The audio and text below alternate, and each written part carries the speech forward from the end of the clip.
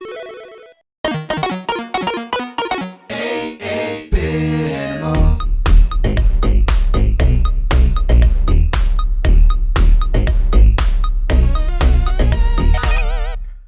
you doing, good people? This is the 8-Bit Animal, and today we're going to talk about another residual sin left over from Tengen's figuring out of the NES lockout chip and reverse engineering it so they could make their games without licensing. After they did that, a number of different publishers followed suit. Floodgates were opened, and we got a whole lot of bad video games out of this. One of the more infamous of these unlicensed game publishers was Color Dreams. Color Dreams was also Bunch Video, because they used a bunch of different aliases, because that's what scammers do. And more notorious than Bunch Video was their rebranding as a Christian game publisher and calling themselves Wisdom Tree. Today's game is an example of them taking one of their more infamous Color Dreams titles and rebranding it as a Wisdom Tree title. Today, we're going to look at one of the most infamous unlicensed games ever made, Menace Beach. Now, in Menace Beach, you play as this little guy who's supposed to be going on the first date with this girl called Baby. That's the only name she's given in the game. And Baby has been kidnapped for some reason by a dude calling himself Demon Dan.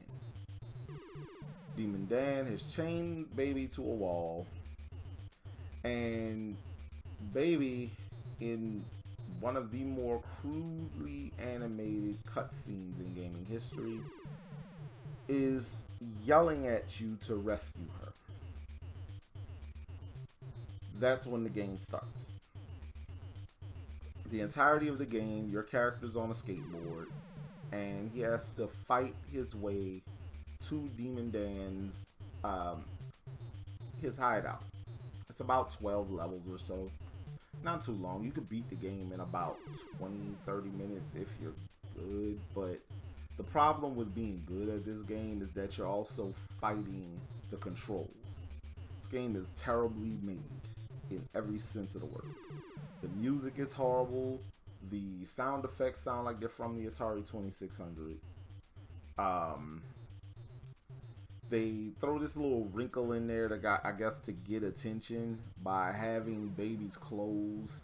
She says they're starting to rot. I'm trying to understand how that happens, because this game takes place in the span of a single day. What cheaply made crap are you wearing if your clothes are rotting in the same day? It's amazing to me. What was even more amazing to me was that 5 years later, after the NES has stopped being a thing, it's officially dead tech at this point. Color Dreams has since rebranded itself as Wisdom Tree, and they're solely making Christian video games. They rebrand Menace Beach as something called Sunday Funday, and yeah, it's also like, because it's only sold at Christian bookstores, there's a whole little pocket of people who played this game and apparently liked it, bought it for their kids, and because they didn't want their kids playing Ninja Gaiden. I don't know, but this ain't a good game in any way. The funny part about Menace Beach and Sunday Funday are the differences in the game. In Sunday Funday, your character is carrying a Bible under his arm instead of nothing. And when you defeat enemies, they don't just fall off the bottom of the screen and disappear. In Sunday Funday, they turn into doves and fly away.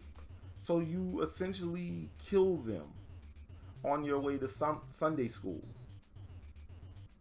It's a wild thing that happens in this game.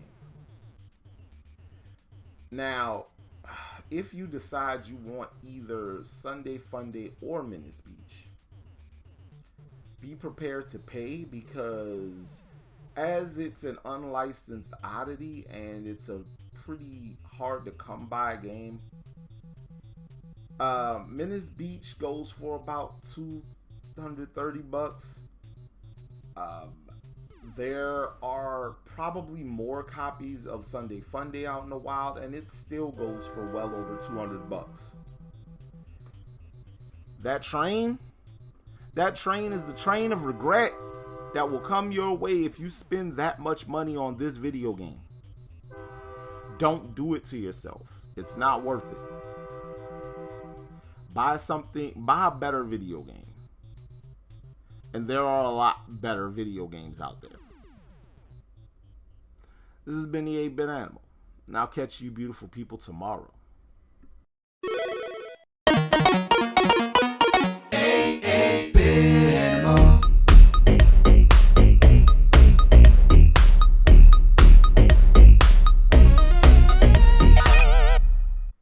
Tomorrow.